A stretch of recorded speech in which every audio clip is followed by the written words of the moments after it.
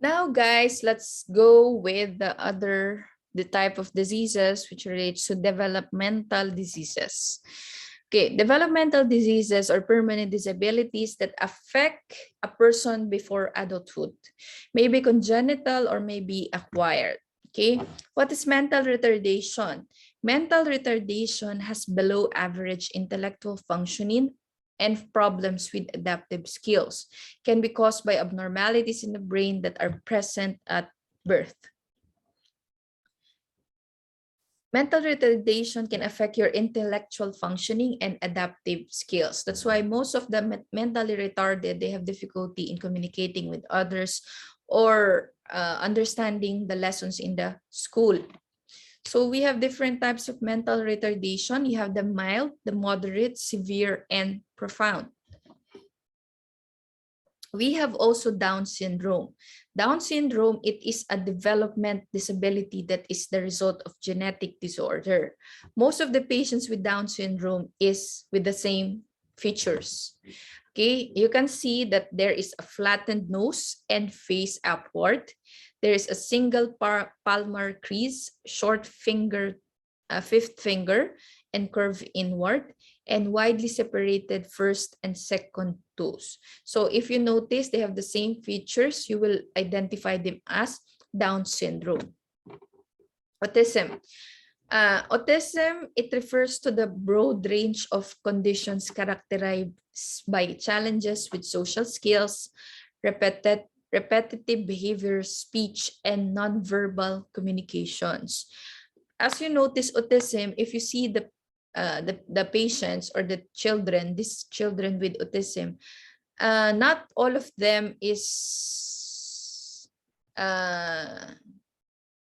easily noticeable. Okay, some of them you will just notice if they speak, if they play, if they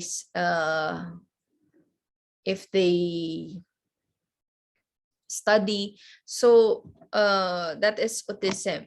So next is cerebral palsy. Cerebral palsy is, it is a congenital disorder, okay, which affects the movement of the patient. There is a part of the brain which is called cerebrum, okay, which is being damaged. That's why patient has difficulty or unable to move by itself.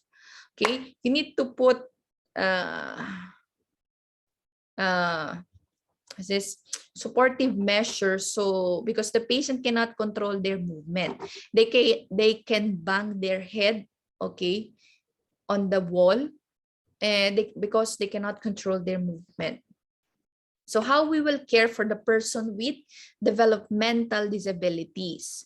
Okay, first is you should ask the family what communication techniques works best. Okay, for this type of disabilities, guys, you should be patient, because children needs your patience so they can cope with their diseases or with their conditions.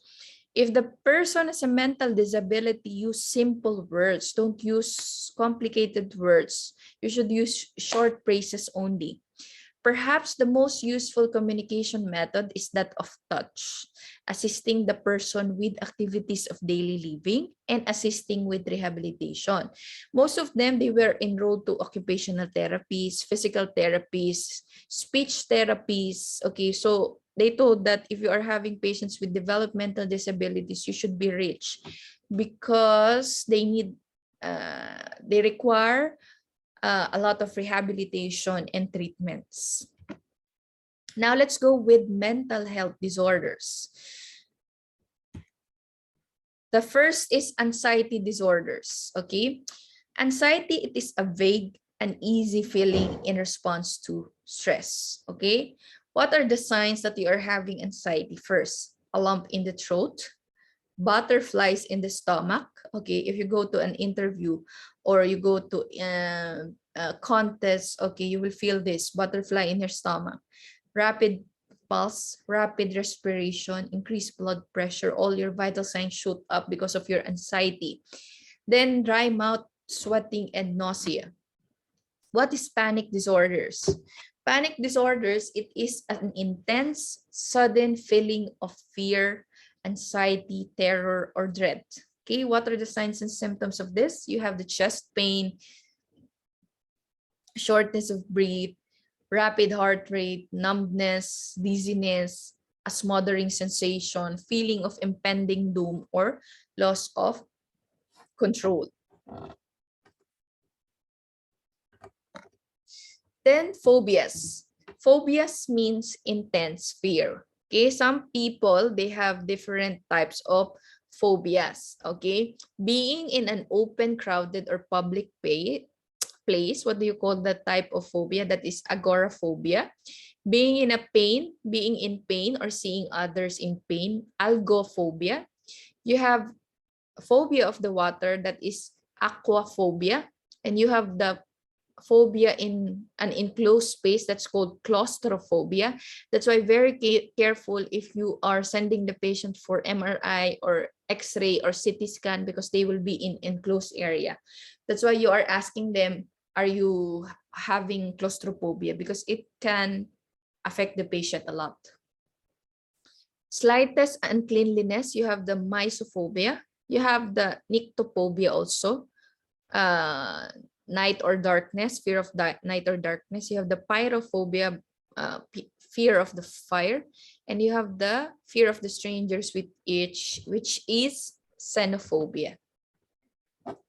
Next, psychiatric diseases are obsessive compulsive disorders. Okay, maybe you have someone with you, maybe you know someone who manifests this condition. Okay, what is OCDs? OCDs, it can be obsession. It is two types, obsession and compulsion. Obsession, it is a recurrent unwanted thought, idea, or image. For example, you see that your cabinet is not organized. Okay, what you will do, your obsession is you should organize your dress, okay, or your clothes, okay, on many or on several times. You think that it's still not fixed. Compulsion is repeating an act over and over. Okay, when you're repeating it over and over, that is compulsion. Okay, when you have the thought or image or recurrent one, that is obsession. So that is obsessive compulsive disorders. So what are the signs of symptoms of it? Fear of being contaminated by germs. Okay, if you know someone that keep on disinfecting their hands every 2 minutes or every second, okay, might have OCDs. Fear of losing control and harming others. Intrusive, sexually explicit or violent thoughts and image. Excessive focus on religious or moral ideas. Fear of losing or not having things you might need. You have order and symmetry, the idea that everything must line up just right.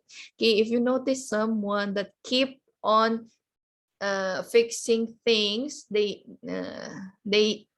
should be lined up together on several times, on how many times they are doing it. Okay, even they just do it 1 minute ago, they will just go back and then they will do it again, then they will do it again. That is called obsessive compulsive disorder. Then superstitions, excessive attention to something considered lucky and unlucky. Then they can also have excessive double checking of things. Okay, might be they can ask you, my keys, I think I put my keys on my bag. Then after how many seconds they will check again their keys. Then how many seconds they will check again. So that is obsessive compulsive. Repeatedly checking on loved ones to make sure they are safe. Counting, tapping, repeating certain words, or doing senseless things to reduce anxiety. Okay, for those patients who are doing this at the same time, okay, might be they are doing it because they are anxious. So guys, don't stop them, because if you stop them, their anxiety will not subside.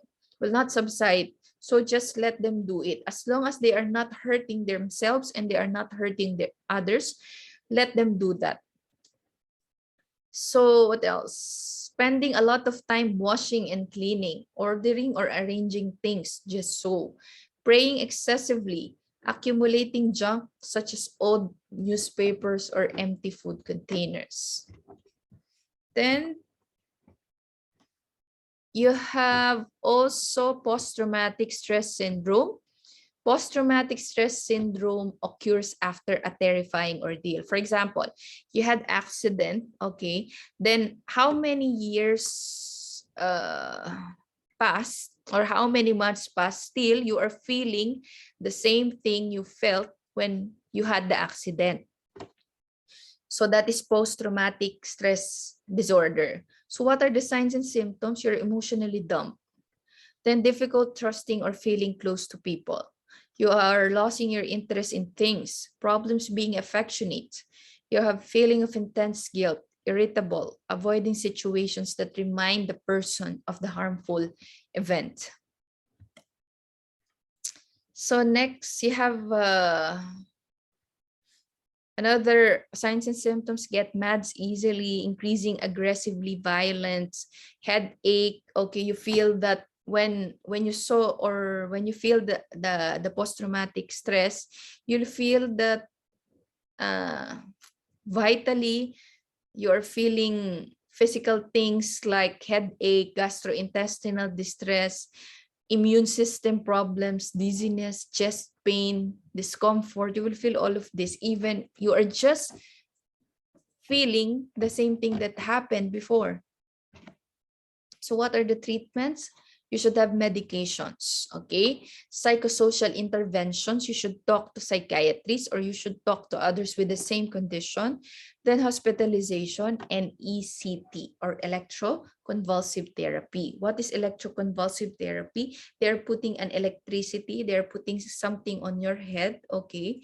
If your brain is too much disturbed, okay, to function it normally, they will put electricity to bring back your normal functioning, but it's very painful. Next, you have bipolar disorders, okay? Bipolar, bi means two, okay? You have two personality if you have bipolar disorder. You have the manic and you are manic and at the same time you are depressed. If you are manic, guys, okay, you will see here, if you are manic, your mood is up. You are so happy, you are so talkative, all hyperactive. However, after being hyperactive or manic, after that you will become depressed. So what will happen to you if you're depressed? You might commit suicide. You don't want to eat. Your interest to pressure is low. You have negative views in life, all down. Okay, so that is bipolar. It's very difficult. If you handle those patients, you can't believe. One time I handled those patients with bipolar disorder. He told me that I own an airport, which an airport in Sharjah that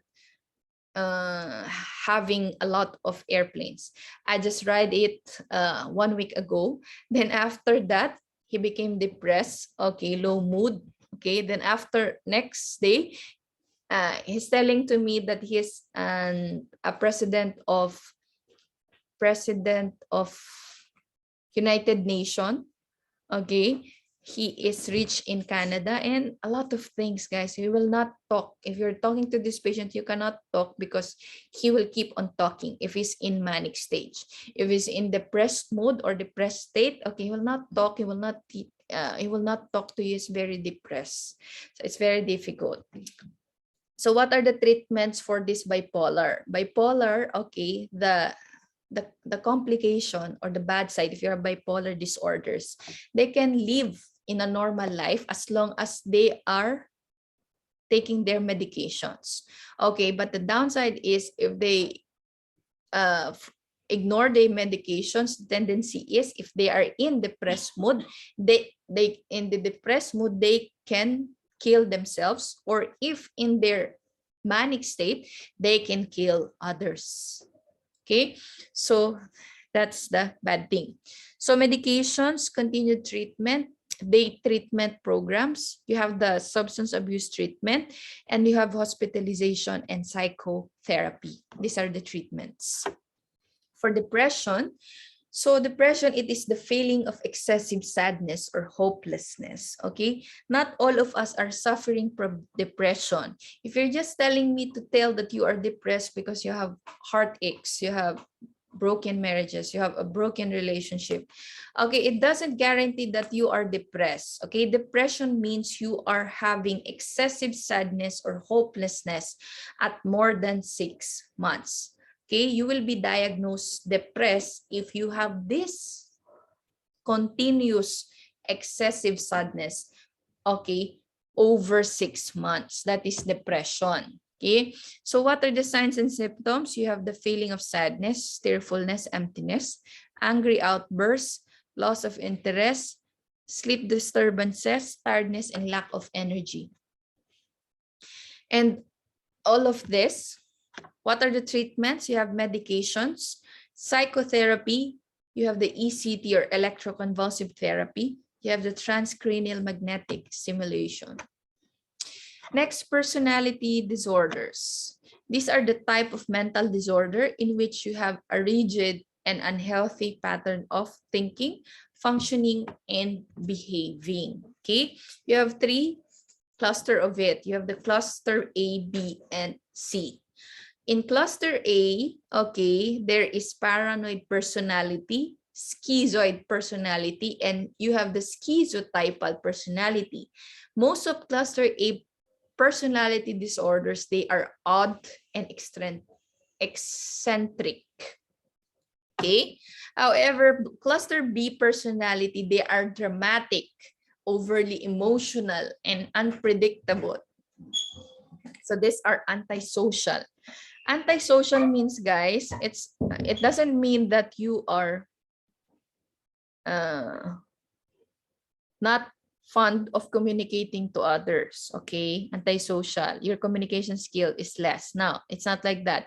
Antisocial means you are not following. You love to do those things which is against the law. That is antisocial. You have the borderline personality. These are the persons which have very unpredictable personality. Okay, borderline. Then you have the histrionic, okay, the attention seekers. Okay, you have friends with attention seekers, they are histrionic. Narcissistic, they feel that I am the one, I am the beautiful, I am the rich, I am the powerful. That is called narcissistic. Lastly, you have the cluster C, characterized by anxious, fearful thinking or behavior. Under this, you have the avoidant personality disorder. Okay, you're avoiding things, for example, crowd. Then dependent personality, you cannot live without someone. Obsessive compulsive personality disorder, we discussed it already. So those are the different clusters of personality disorders. Okay, maybe you are one of this. What personalities are you on this cluster? Treatments are medication and psychotherapy. Substance abuse and addiction, it occurs when a person overuses or depends on alcohol or drugs. When we talk about withdrawal syndrome, guys, if you refrain from drinking or taking those drugs, okay, what will happen to you is you will have withdrawal symptom. A person's physical and mental response after stopping on severely reducing the use of substance. You know, we have a lot of patients who is having alcohol withdrawal. Okay, what happened after 48 hours, what will happen to them is if they don't have any intake of alcohol within 48 hours, they will have tremors, they'll become violent. Okay, they might kill you. That is withdrawal syndrome. Then drug abuse. Drug abuse is overuse of drug. Then drug addiction is chronic and relapsing brain disease. The person has an overwhelming desire to take drugs. What are the signs and symptoms of substance abuse and addiction? You have the feeling that you have to use drug regularly. You have intense urge for the drug that block out. Over time, needing more of the drugs. taking larger amounts of drugs, making certain that you maintain supply of the drugs, and spending money on the drugs, even you cannot afford it. Not meeting obligations. If you're a father of 4 children, then you are not meeting obligations. You are just focused on your addictions. Okay, one signs and symptoms of drug addiction and abuse. Then continuing to use the drugs. Okay, doing things to get the drugs that you normally won't do, like stealing, driving, or doing the risky activities, spending a good deal of time getting the drugs, then failing in your attempts to stop using the drug and experiencing withdrawal symptoms. Okay, that's are the signs and symptoms of drug abuse. What are the treatments? Individual, group, and family therapy sessions like rehabilitation, detoxification or rehabilitation, behavior therapy, self-help groups, medications. Eating disorders. Eating disorders, guys, involves extremes in eating patterns. Okay, you have 2 types of eating disorders. You have the anorexia nervosa. Anorexia nervosa, guys, is eating disorder characterized by abnormally low body weight, an intense fear of gaining weight, and a distorted perception. Okay, this is anorexia nervosa. If you look in the mirror, okay, they are thinking that they are fat, but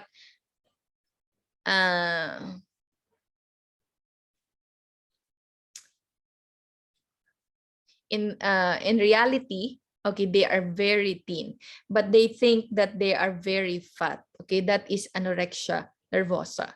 Fear of obesity, feels fat when thin, loss of at least 25% of original body weight, refusal to maintain minimal body weight, and amenorrhea. What is amenorrhea? Cessation of menstrual, not cessation.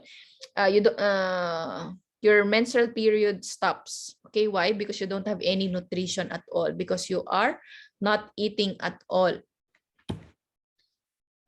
Eating disorders, treatments of anorexia nervosa, hospitalization, medical care. Why medical care? Because your nutrition is impaired, because you're not eating.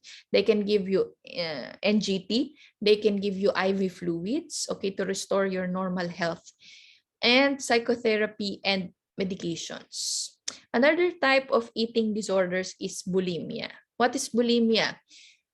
You are eating too much, or you are eating a large amount of foods, okay?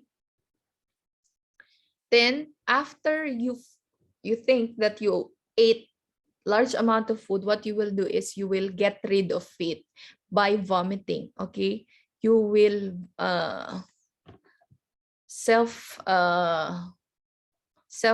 you will get rid of it by vomiting or by using laxatives. Okay, so most common is eating insignificant amount. Common symptoms: experiencing feeling of guilt, preoccupation with the body weight or shape, purging. Okay, purging food from the body after eating. Okay, then use of diet pills, diuretics or control weight or laxatives, and excessive exercise to prevent weight gain. So this is bulimia. So next is suicide. Suicide means to kill oneself. Most of psychiatric conditions or problems, it can lead all to suicide. So for those patients who is at risk of suicide, you should make sure that they are in place to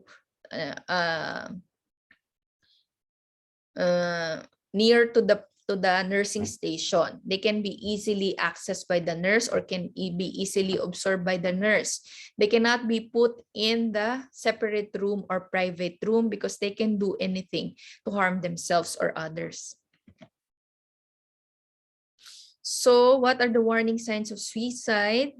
Negative view of self, hopelessness, aggressiveness and irritability, possessing lethal means, feeling like burden, drastic change in mood, frequently talking about death, self-harm, engaging in risky behaviors, making funeral arrangement, giving things away, and substance abuse. What are the treatments of suicide? You have the psychotherapy, medications, addiction treatment, family support and education, emergency care. So we're about to finish. So we have, next topic is dementia and Alzheimer's. Do you know, guys, that that's why we are studying this nursing assistant and also the caregiver? It's because most of the patients in the other countries or Western countries, they are demented and with Alzheimer's disease. And with this condition, they need our help, okay, in as healthcare practitioners, okay, because other people, their relatives cannot manage to take care of them, like changing their diapers. That's why we are in need with these countries. Now, let's talk about what are those diseases. Let's start with dementia. Dementia, it is a loss of cognitive function that interferes with routine, personal, social, and occupational activities. So risk factors of this are alcohol, Alzheimer's, AIDS-related dementia, brain tumors, cerebrovascular disease, Huntington's disease, multi-infarct dementia, multiple sclerosis, Parkinson's disease, stroke, syphilis, trauma, and head injury. Most of the time, dementia is reversible. Reversible means you can treat it and it can return back to the normal one. While Alzheimer's, okay, it is irreversible. Okay, irreversible means it has no cure. Okay, cannot return back to the normal functioning. So Alzheimer's is the most severe one. Alzheimer's disease, it is a progressive disorder that causes brain cells to waste away and die. Okay. So what are the early signs of Alzheimer's? You have the memory loss. You have the change in mood, misplacing belongings, hard to complete familiar tasks, confusion of time and place, social withdrawal, poor judgment, struggling to communicate, and changes in vision. Guys, what are the behaviors and problems related with Alzheimer's? Okay, guys, you have different stages of Alzheimer's. You have the mild, you have the moderate, and you have the severe. Okay, for the mild, the stage symptom begin to be noticeable, where the symptom is noticeable, that is mild. Moderate, in this stage, people need assistance. Okay, cannot function alone, guys. It needs to have a caregiver. Then severe, individual lose the ability to respond to their environment because the patient is having hallucination, delusions, and illusions. So the patient is dependent solely to the caregiver. So behavioral problems of Alzheimer's disease, you have the acting depressed, losing interest in things, believing other people are hiding things, they are paranoid, pacing a lot of time. Pacing means they are walking, okay, walking several times. Then wandering. Wandering is they are going outside the house and they cannot come back again. Okay, because they cannot remember where is their house. Then you have the sundowning. Sundowning, guys, is signs and symptoms and behavior of Alzheimer's disease during hours of darkness. Do you know that Alzheimer's disease, they are good, they are calm during the morning, but when it's nighttime, guys, there is like their mood, their attitude will become aggressive. Okay, that is called sundowning syndrome. You have also the hallucinations. Hallucination is seeing, hearing, and smelling or feeling something which is not real. Okay. Then delusions, it is a false beliefs. They feel that they are beautiful. They feel that they are very religious. That is delusions, even they are not. Then paranoia, they feel that someone, they have suspicions that someone want to kill them. Someone is thinking that they want to kill her or him. So that is paranoia. Catastrophic reactions, these are extreme response which persons reacts as if there is disaster or tragedy. They are very, what's this? Extreme.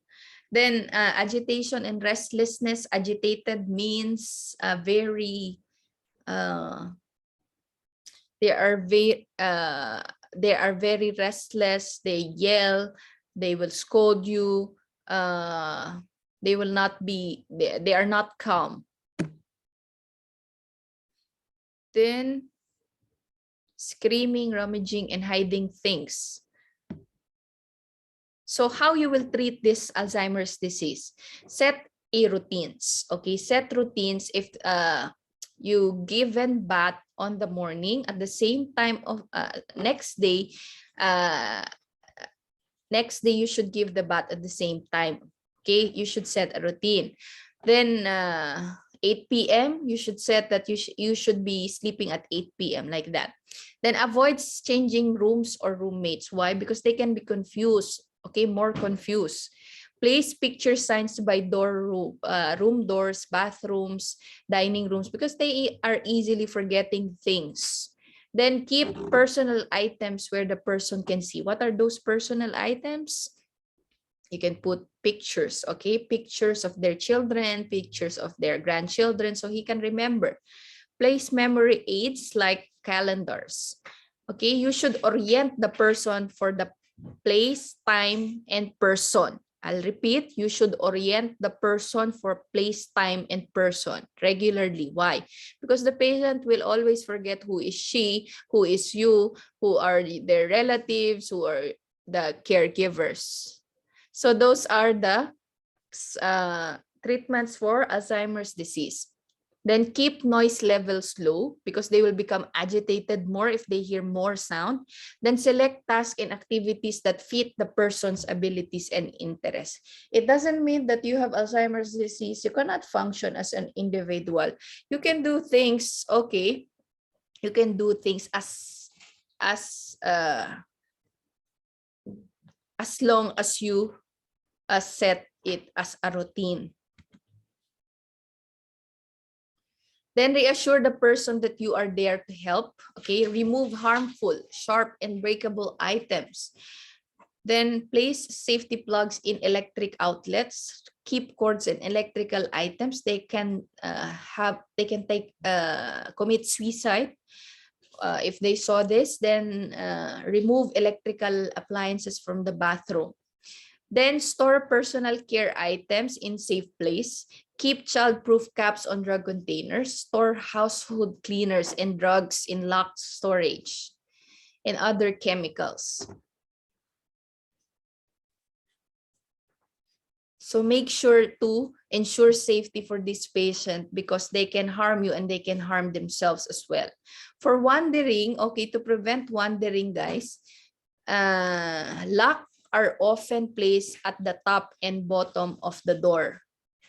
Okay, why? Because top and bottom, they will not see. What they will see is in their eye level only. Because if they will see they are locked, okay, in their eye level, they will become agitated. Okay, they will become restless. So make sure that it's not visible within their eye level. Then keep door alarms and electronic doors turned on. Follow agency policy for fire exits and make sure the person wears the ID band. Any person with Alzheimer's disease, make sure to wear them an ID band. Then exercise the person as ordered. Okay. Adequate exercise may reduce wandering. Okay, why? Because if they are tired, they will sleep and they will not wander. Involve the person in activities. Then do not use restraint. If they will become restrained, you will put restraint, they will feel that they are restricted and they might agitate. Do not argue with the person who wants to leave. Go with the person who insists on going outside. Let the person wander in enclosed areas. Complete treatments and activities early in the day. Provide a calm, quiet setting. Do not restrain the person.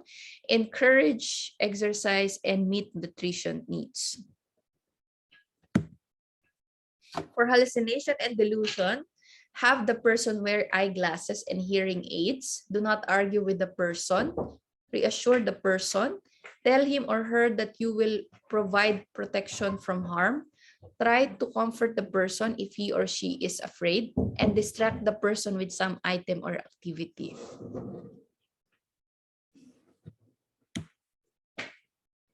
Turn off the TV if the patient is having hallucination, because it will add up to its hallucination. Use touch or to calm, reassure the person. Eliminate noises. Check the lighting. Cover or remove mirrors. Make sure the person cannot reach anything that could be used to hurt itself or others. For sleep, develop a regular bedtime.